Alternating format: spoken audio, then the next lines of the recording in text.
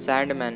तो ये कहानी है सपनों के देवता ड्रीम की, जिससे उसके सारी पावर्स छीन ली जाती हैं और उसे 100 सालों के लिए कैद भी कर लिया जाता है। इंसानों की लालच की वजह से वह खुद अपने ही अपनों के खतरे की वजह बनता जा रहा था, पर उन्हें उस पर ज़रा भी तरस न आया।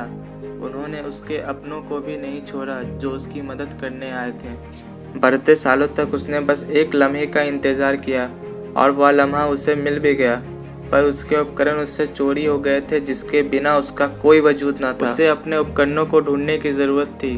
धीरे धीरे उसने अपनी जान की बाजी लगाकर सबसे पहले अपनी रेत हासिल की।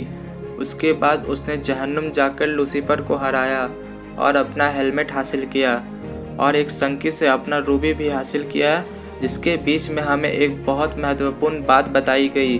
हम झूठ क्यों बोलते हैं? क्या हम खुद को बचाते हैं या दूसरों की खुशी के लिए झूठ बोलते हैं? हमें ये बात बहुत अच्छी तरह समझाई गई कि हम झूठ ना बोलकर सपने देखते हैं, इस उम्मीद में कि वो आगे चलकर सच होंगे। और इस बात ने मुझे सोच में डाल दिया।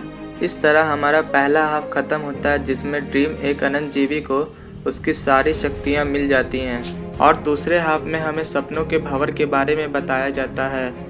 क्या होगा अगर किसी इंसान में ऐसी शक्तियाँ आ जाए कि वह दूसरों के सपनों में जाने की ताकत रखता हो, उन्हें सच करने की ताकत रखता हो और उन्हें बदलने की भी ताकत रखता हो। सपनों का भंवर हज़ारों लाखों साल में एक बार बनता है, और इस बार उसकी शक्तियाँ एक लड़की को मिल जाती हैं जिसका नाम रोज़ होता है, और उसे अपने गुमशुदे भाई को भी बचाना होता है, पर वह अपने शक्तियों से अनजान थी।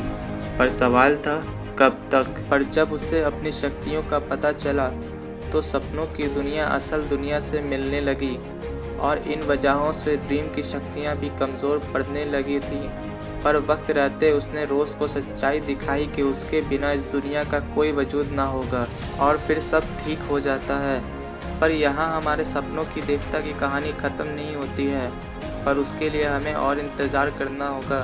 तब तक के लिए देखते रहिए MS स्टूडियोज़।